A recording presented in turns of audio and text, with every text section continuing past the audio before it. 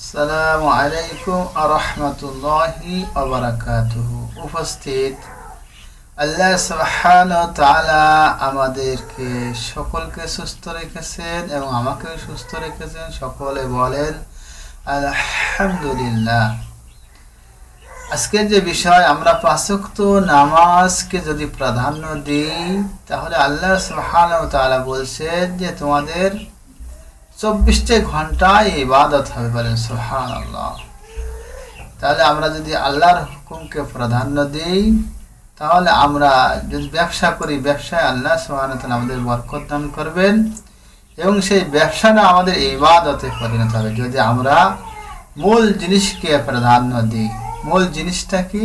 যে পাঁচ ওয়াক্ত নামাজ, আল্লাহর হুকুমকে আমরা যদি প্রাধান্য দিই, তাহলে আল্লাহ সুবহানাহু ওয়া তাআলা আমাদের 24 ঘন্টায় ইবাদতে পরিণত করবেন। বলেন সুবহানাল্লাহ।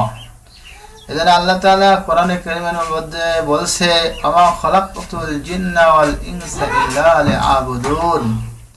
আমি জিন এবং মানুষ জাতিকে সৃষ্টি করেছি শুধু আমার ইবাদত করার জন্য।